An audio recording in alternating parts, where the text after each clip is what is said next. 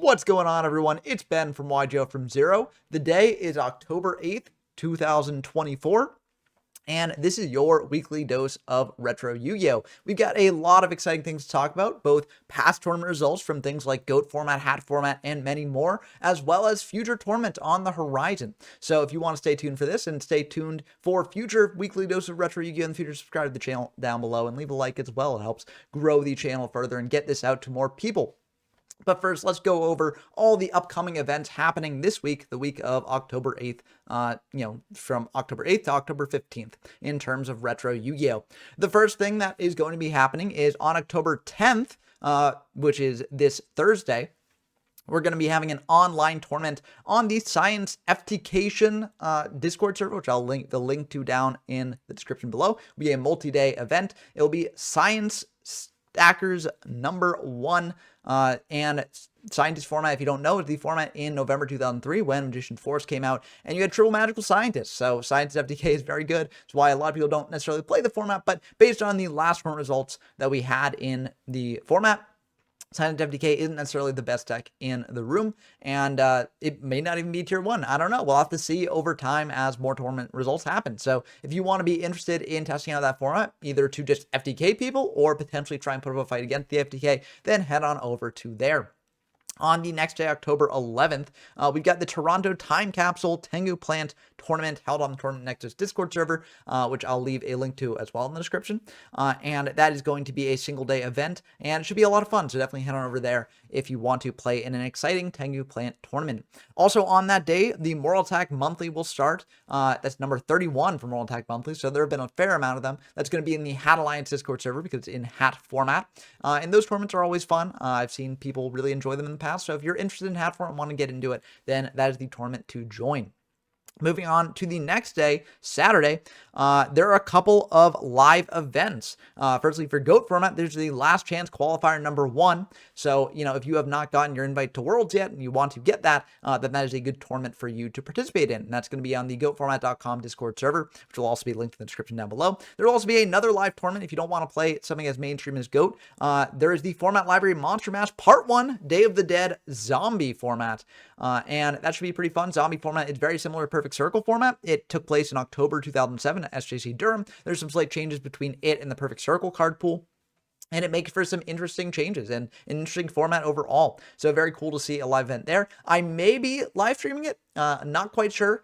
It depends on when I hold the locals for the Demise format tournament that we're having this weekend, which I'll also mention in a second. And also depends on my general availability. But if I can, I'll try and stream some of that. And, we'll see exactly what that format is about. So look forward to that on Saturday there.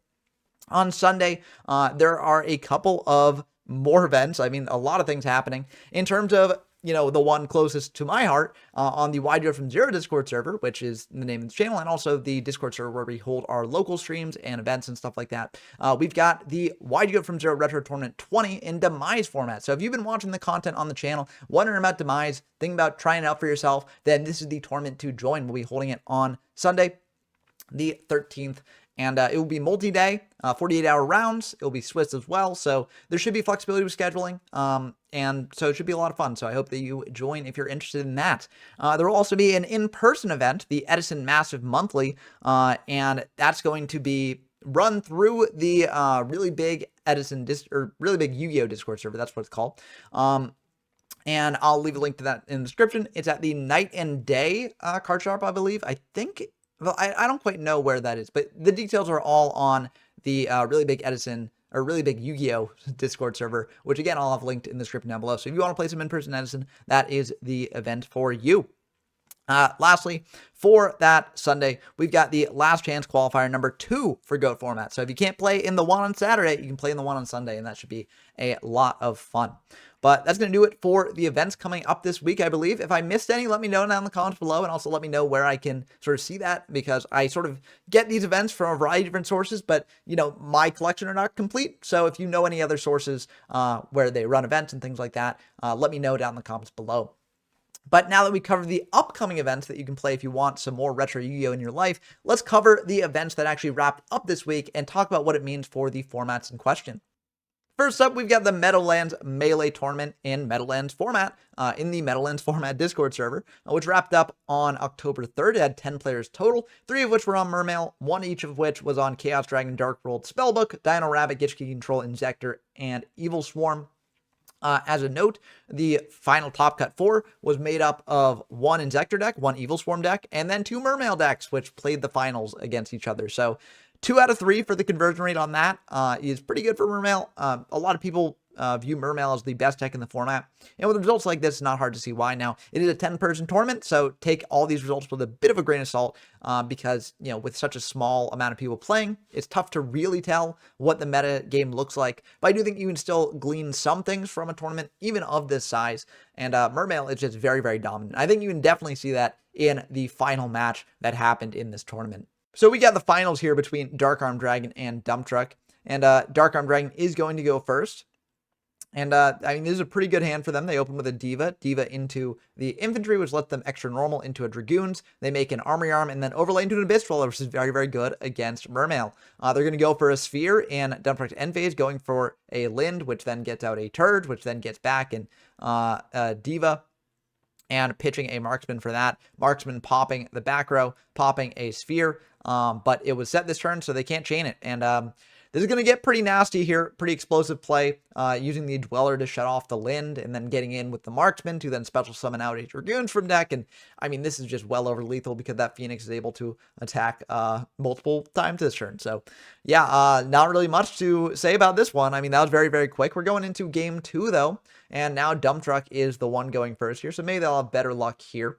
They go into a Diva, which is then going to get immediately maxed, and Dump Truck is saying, I'm not going to play more into this, I'm just going to pass back to you. They go for a Pike here, pitching a Marksman to pop that back row, but that's going to be a Debunk, which will banish the Marksman.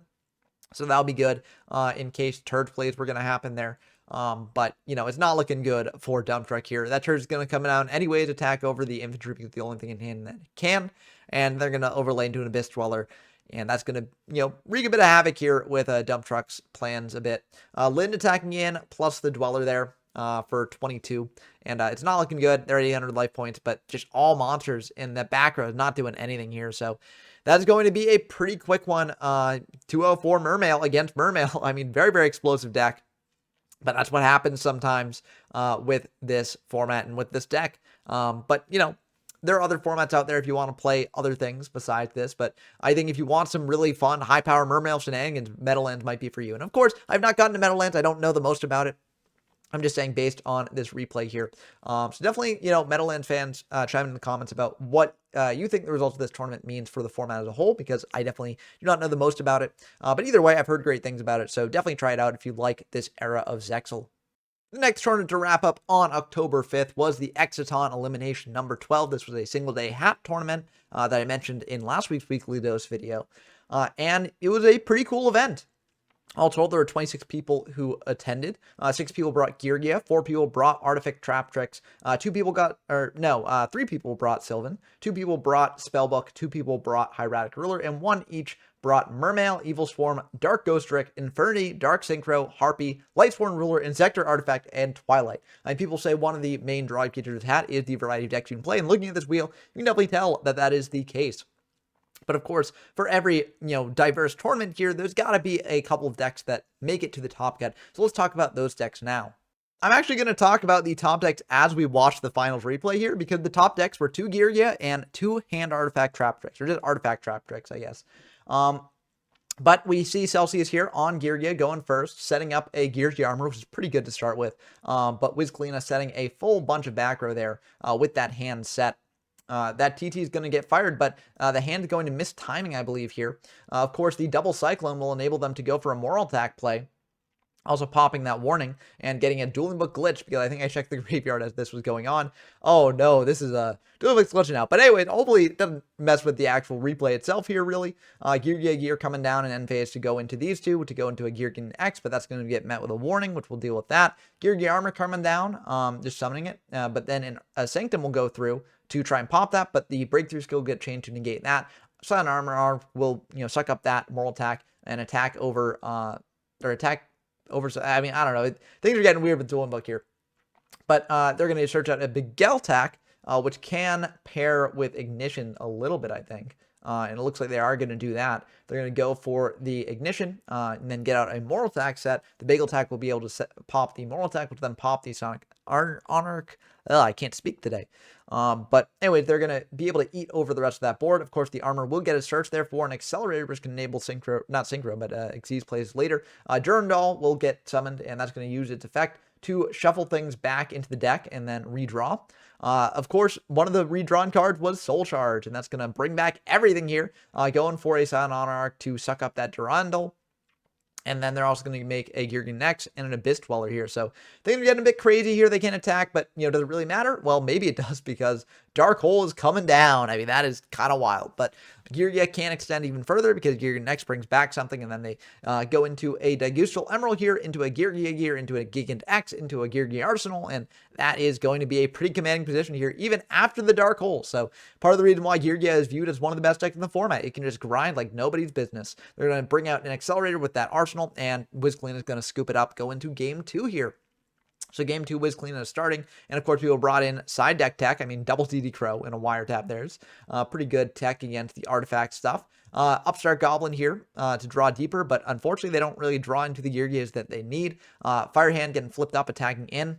And no back row to stop that, really, except for the Wiretap there. Send a debuck, but unfortunately, it's not really going to help that much. They're going to attack in for 33, and this is kind of a sad state of affairs. Acid Trap Hole being able to pop that Geargiano, and Sanctum being able to pop the new back row is just going to be the end of the game. So Celsius 2-3-3 bricked a bit there, but let's see if they're able to pull it back in game 3.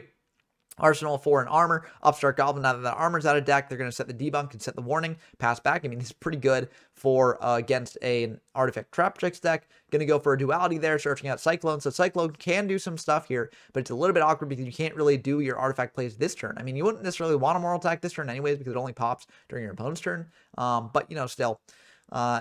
The Arsenal is going to come down after the Arsenal or the armor gets searched. The Cyclone's going to try and pop that back row and the Moral Attack, but the Crow will stop the Moral Attack, and that's going to be a bit unfortunate for WizClean here. The Arsenal is going to go into an armor in main 2. Armor's going to flip down. Armor's going to flip down, and Soul Charge is going to try and bring back that Vermelio, but the DD Crow will stop that, and it's looking like a sad time for WizClean here. Of course, they do have this Firehand set, so that can pop one of the monsters here, but then the Ice Hand is in kind of an awkward spot. And also they're just able to extend even further, go into a Soul of Silver Mountain. I mean, this is just probably going to be the end of the game. Geargian Nex, knock as well. I mean, yeah, that's just nasty. But yeah, that's what Geargia can do when it's able to pop off. So very, very good stuff there. But yeah, very, very exciting end to the hat format tournament here. And again, Geargia and Artifact Trap Tricks are some of the best decks in the format. So it makes sense why they comprise the top cut, as hopefully this replay showed. Next up, on October 7th, the Cyber Goat Showdown Tournament number 2 wrapped up, and this was actually pretty big for a Cyber Goat event. Cyber Goat is basically the format right after regular Goat, with the introduction of Cybernetic Revolution. Still uses the Goat format ban list, but it's based around SJC Boston instead of SJC Indianapolis. And it can be a fun format. It can also be a very frustrating format because if you look at the deck breakdown, Stein Monarch and Stein of Decay are still here, and they're very well represented. I mean, 5 people were on Goat Control, 4 people were on Stein Monarch, 4 people were on Warrior, 3 people were on Other, which we'll get into what Other might have entailed. 1 person on Chaos Control, 1 person on Stein ODK, which is just pure, balls to the wall, Megamorph, limit removal, all that stuff with Stein as well. But, no one was on Chaos Turbo, and unfortunately I wasn't able to play in this one. I was a bit busy, but I would have brought Chaos Turbo there because I feel like Chaos Turbo is a very untested deck in this format. I understand why, because most people who play Cyber Goats are playing it to play something that feels like Goat, but a bit different, and if they're looking for something a bit different from how modern Goat feels, they don't necessarily want to play Chaos Turbo, right? But I do think that Chaos Turbo could be a very, very good deck in this format. It's just never really gotten representation in these tournaments because no one really brings it. So I'm curious to see if that will change in the future as the format gets more popular, but only time will tell. Either way, this was a very, very fun event and very, very cool. And let's dive into the finals now and talk about the 2 topping decks to really, show what this format has to offer for people.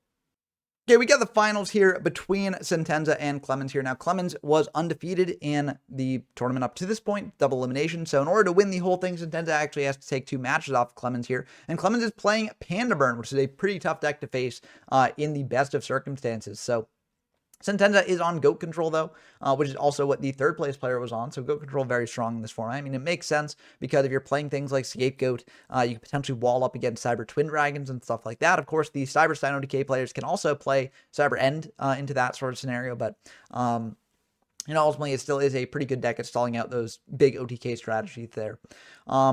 But that Cyber Dragon is attacking into a Cyber Jar, which is going to get some pretty good cards for Clemens there, and kind of less good cards for Sentenza, honestly. They are actually playing the Will plus Stein package as well in the deck, too. So, as a note, people playing Go Control can still play the Stein stuff, because it is pretty good. So, yeah, it's kind of a rough thing in this format, but it's still cool to see people, experimenting with it and trying out new things in it. So that saying it will get triggered, though, for Sentenza searching out a Magician of Faith here, and they're going to set a Dust Shoot and a Mirror Force. Dust Shoot able to take back that monster in hand. But a Trio and Ceasefire coming down. They're going to attack over those two sets because they know that their BLS is safe here. They're going to set a Book of Moon as well. True Nade coming down, but Book will get fired for the BLS there. I guess to play around things like potentially a Snatch Shield run off the top or something like that. But unfortunately, that actually plays into the Premat here. Premat going for Panda to attack over the BLS, so that's kind of rough for Sentenza here overall. But no other back row there, which is kind of interesting. I would have expected maybe some Just Desserts or something like that. But ultimately, I think this is still fine. Now they're going to set all those back row there and go for a True Nade here. Of course, Ring getting chained to that to pop one of the tokens to hopefully take less damage overall. I think maybe there was an opportunity to chain all these desserts because your opponent's less likely to get, this amount of monsters on field in the future. But, I don't know. I'm not the Panda Burn player here. So, Zabord coming down, popping a Panda. And then Sentenza actually having to discard for hand size was kind of wild. Not trying to go for one of these sets, but they've got the Ceasefire to flip that up to prevent that. But of course, Tribe is able to come down and pop everything on board there. And now they're able to attack in for 4,000. So that's going to do it in that game there. Going into game 2, Sentenza now has brought in things from side, which is where a lot of Panda Burn decks do struggle. If you can bring in things to side against the Burn strat, then it becomes a lot less scary here. Meta for the Sangan into a Dragoness to search out an Exiled Force. Very, very neat application of this card. But it does make sense given the circumstance. Knock hitting a exiled, or not an exiled force, but a Big Shield Garda, unfortunately, so it will not banish that. And exiled hitting a Sangan, unfortunately, so that's going to be a bit rough. But the Charity is going to come down here for Clemens, and Clemens is doing pretty well here overall. Going for a Charity of their own, though. So they're able to pitch a Karibo and an Exarian, booking down the Faith. But on res, Clemens is going to use Ceasefire to prevent the Faith from getting back that Charity. Unfortunately for Clemens, they've got another Faith to go into another Charity. Charity draw 3, pitch 2, going for a swap to swap the Faith over, and then bring out a Zaborg to pop the Big Shield, then getting in for a fair bit of damage there, 1,200 total. Heavy on the back row, but there's a Walk and a Roar to protect Sentenza. I'm mixing up the players now a bit. This is what happens when you try to rapid fire commentate one of these things. But anyways, now they're able to get in for a fair bit of damage. MST on that level limit there. Now they're able to get in for even more damage. Cylinder is going to prevent the Breaker from getting in, but the Dragoness is able to attack in for 900, and that's just going to be the end of the game. Nothing to really stop that there. So pretty powerful game 2 from Sentenza. Of course, we're going into the second match because, again, as I mentioned, Clemens needs to lose 2 matches in order to lose the event. So Sentenza still needs to fight their way up down basically a match, but they managed to make up that match, so we'll have to see how they do here. They're going to knock that wrap, but a bind will stop the Cyber Dragon from hitting through. Breaker's coming down to hopefully stop the bind, but Ring will deal with that, and Knock will be able to deal with the set Morphing Jar, so at least they're able to keep their hand, but unfortunately it won't quite work out for them here. The trio is going to get fired now that the board is clogged, but the Ceasefire there is going to flip that Sook and reveal that now the board's not clogged. Now they can bring out a Tribe here, pop all those tokens, and prevent a Gyakuyere play from really, ruining Sentenza's day.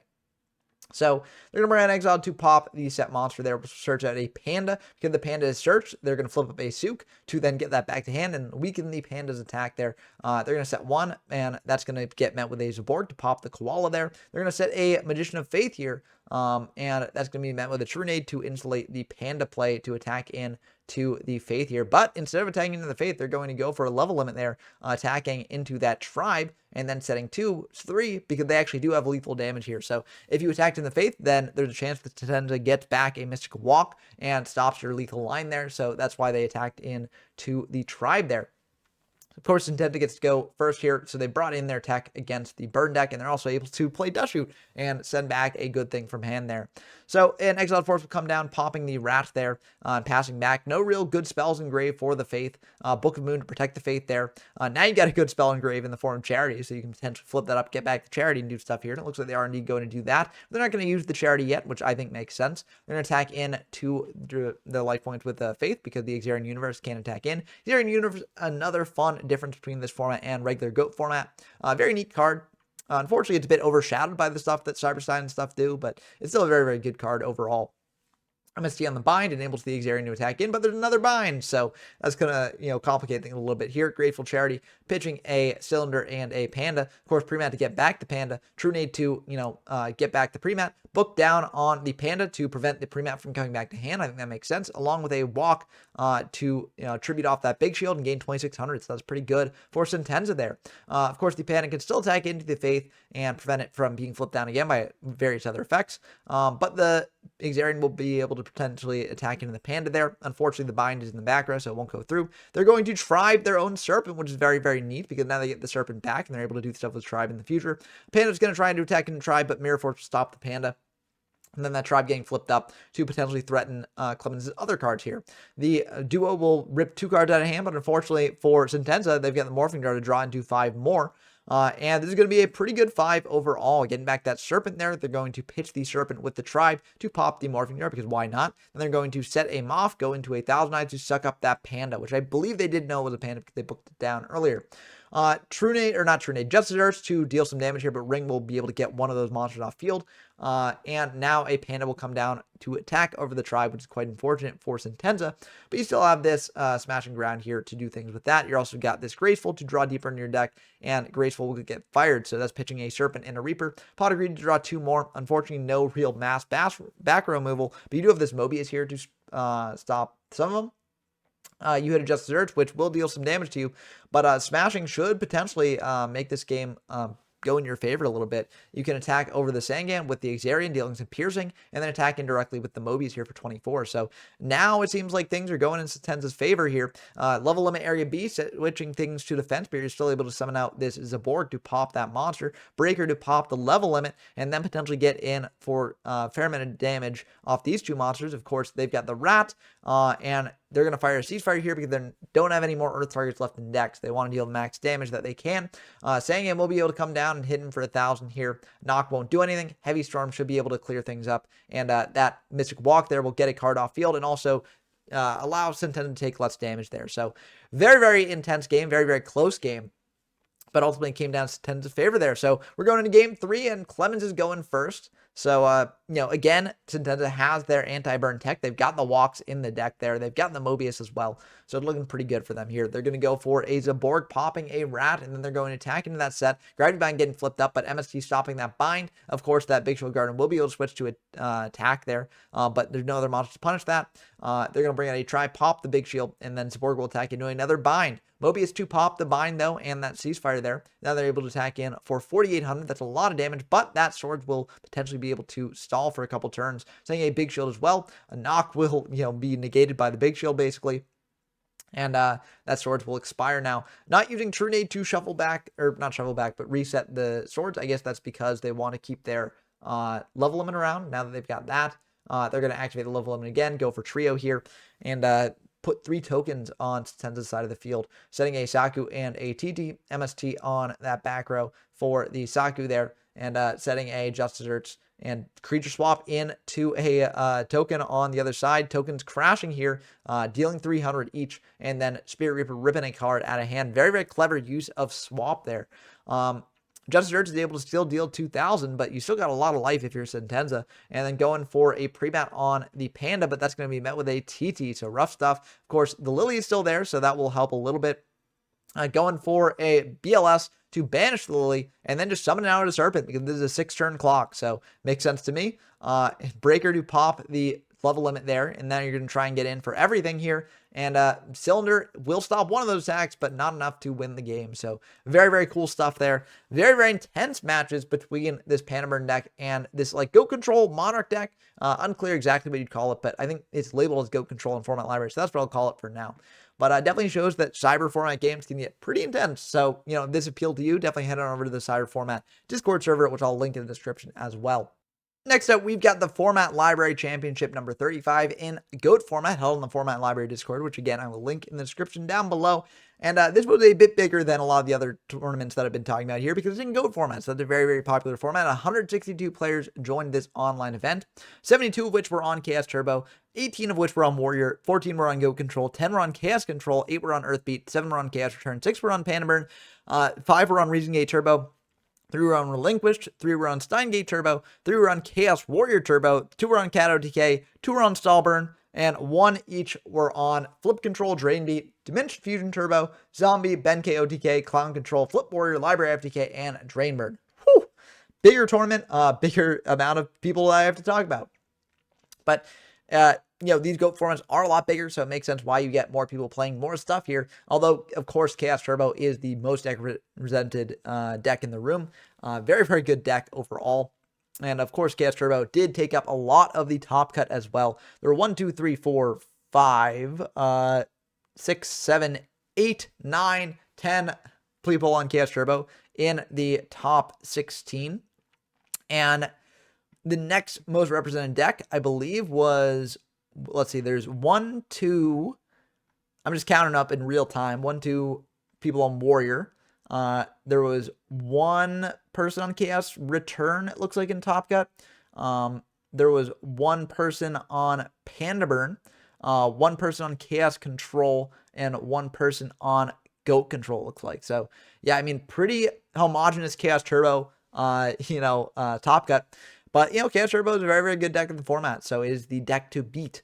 But it's still a very, very fun format, as hopefully the finals match that I'm going to show off here will attest to. We got the finals match here between John Wick and Ghost Rider 15, 2 iconic GOAT format duelists here. And I will not be able to do this match justice with my commentary because, you know, I'm not primarily a GOAT tuber, and these are 2 very high-level players, but I'll try and do my best. So both are on Chaos Turbo here. Duo coming down to rip 2 cards out of hand, but that Night Assailant will hurt that a bit if they choose to send it, but it looks like they're going to choose to send the Serpent instead, which makes more sense to me, I think, because there are other flip monsters you might want to recycle instead. Pot of Greed, though, is going to draw into a Tribe, which will go into that Spy, which will then be able to pop the Spy if they so wish, and it looks like they do so wish. They're going to pitch a Thunder Dragon, pass back to Ghost Rider. Does shoot after the Serpent goes back to hand, which makes sense. Sending back a Sook, Upstart Goblin, drawing another card there, and setting a Dekoichi there, setting him back row and passing back. So, Sangan will come down here, Tribe will attack over that Dekoichi, but the Raigeki will pop the Tribe and then get back the Mask from that Night Assailant pitch. Sangan can't attack over the Dekoichi, so no point to attacking into it, and the Dekoichi will flip up attacking over that Sangan, searching out a Serpent here. They're just going to pass back, and after setting a Mask, the Sorcerer will be able to be summoned out and hit over that Dekoichi, dealing 900, and then they're able to set out a Spy. Setting 2 on Ghost Rider side of things.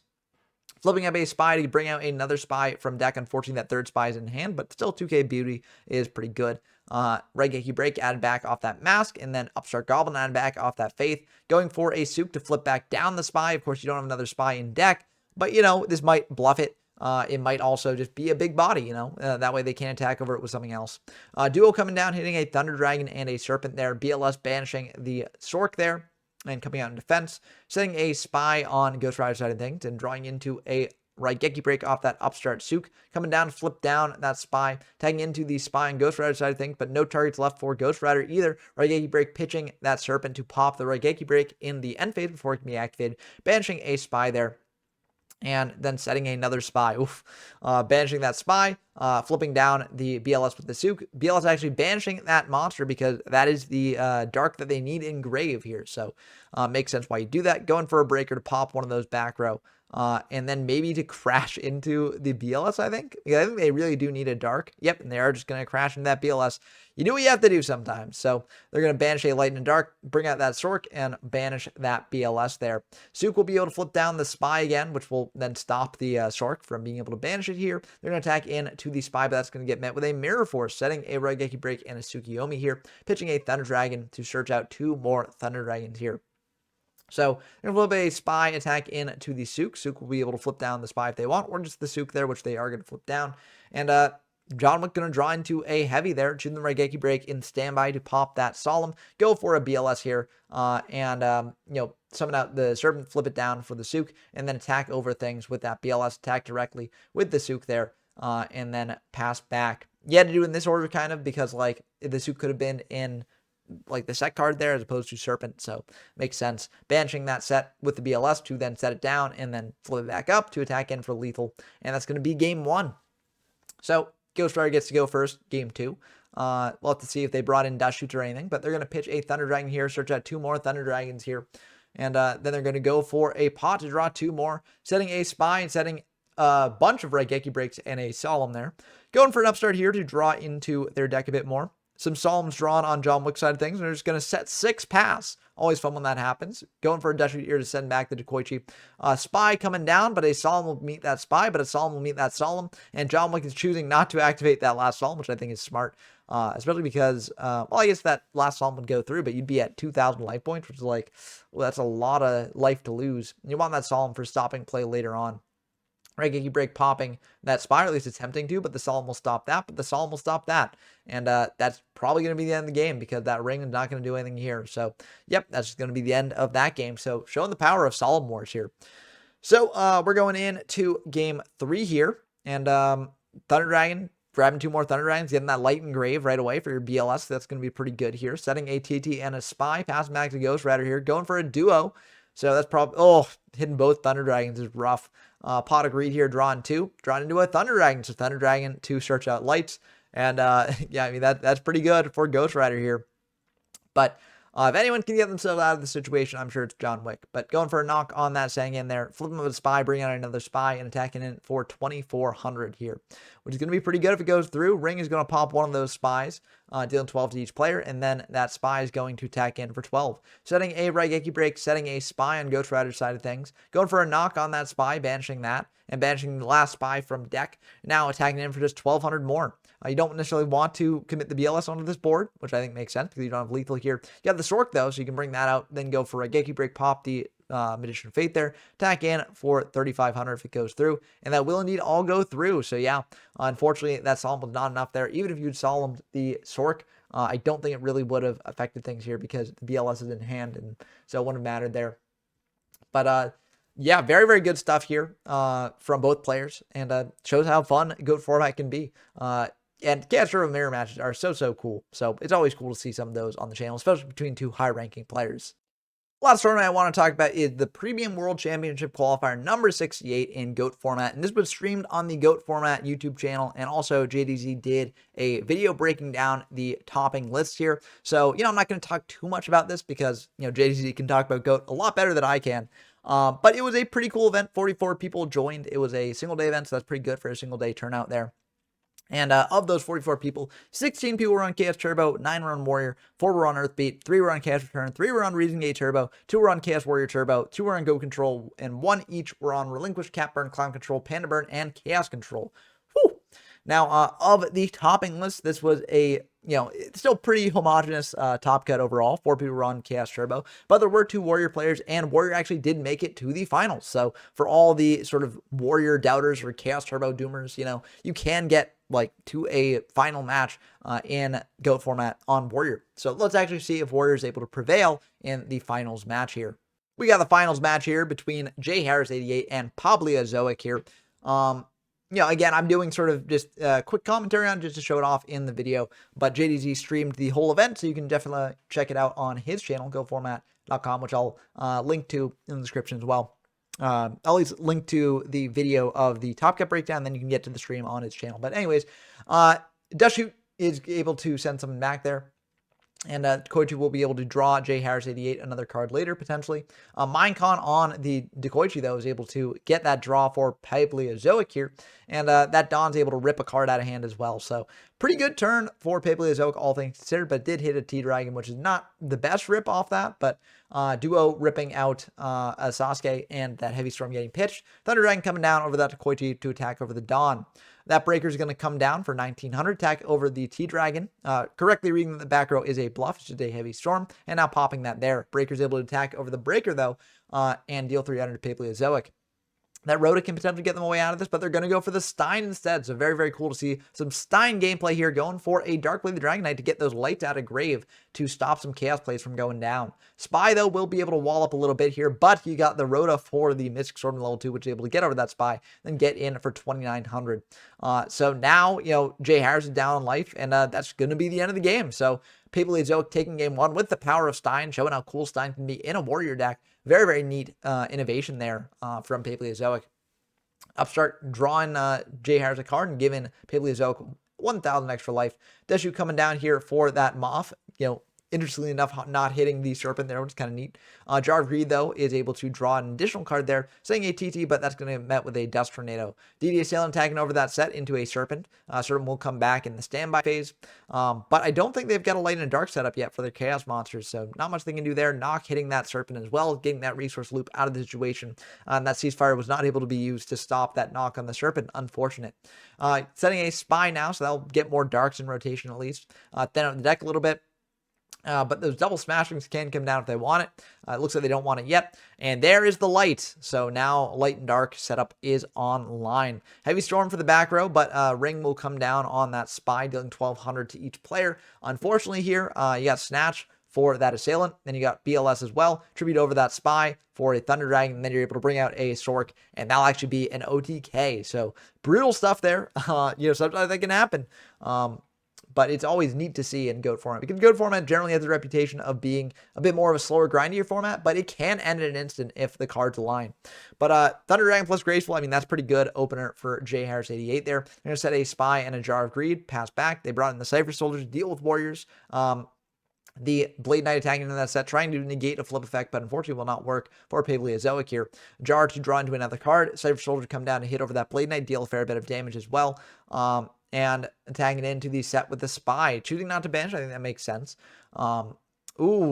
Snatch is pretty good. Going for a True Nade here. Unfortunately, the Raigeki Break will be able to pop the Warrior Lady, and Jar will be able to draw a card, but still, pretty good. They can go for a Snatch to crash in the Spies there, and then go for a Kaiku to banish some things from grave after hitting into that Cypher Soldier, banishing the double Spy there. Going for a Snatch on the Kaiku, though, but Sook to flip it down to keep that Kaiku around, and now the shoe is on the other foot. Rough stuff a bit here. Not the end of the world, you still got the Blade Knight, you still got a Rhoda to go and other things as well, but going for the Exiled Force there, I think makes sense. Going for Exiled on the Kaiku just in case. You also got the Jing Zhen Hu to potentially stop some things, and you are going to be able to use that to stop some things, so that's pretty good there, but the Raigeki Break's going to get chained to that to pop it, so won't quite stop it as much as Paleozoic wanted there. Going for a Blade Knight, which will be able to hit over that Magician of Faith there, but, BLS is the draw, and that's going to do it, so that is rough there. Oh, that's a rough top deck. I think if the BLS was not top deck there, then Paleozoic could have actually potentially turned this game around. Of course, there are arguments against that. Ceasefire deals a bit of burn if they draw into another good monster as well. So, but yeah, this was definitely a very, very intense game here overall. And very, very well played by both players. So that's going to do it for my coverage overall. I believe that was all the events that wrapped up this week that I know of. If there are any more that I missed, then definitely let me know down in the comments below, and let me know where I can see the replays and the breakdown of all that stuff, and I'll cover it in the next weekly dose of Retro Yu-Gi-Oh! But I hope that you enjoyed as always. Hopefully this inspired you for future events that you want to join, and also for formats that you maybe want to try out. If you want to see a bunch of cool formats, retro formats that is, then definitely subscribe to the channel, because I'm continuing to cover more every day. So, definitely stay tuned for that. And also, join the YGR from Zero Discord server. Join whatever Discord servers you are interested in the events of down in the description below. Check out JDZ stuff for the GOAT event coverage here. And also, as always, big shout out to my patrons: Rincewind, Porkchop Coon, Brett Knocker, Tyler Compton, GeoMyFS, Dump Truck, and Scout Zero. It means a lot that you all support me. It's encourage me to make more videos like this in the future. Well, that's been a full dose of weekly retro Yu-Gi-Oh! I hope you enjoyed as always. And until next time, I've been Ben from YGO from Zero. I'm signing off.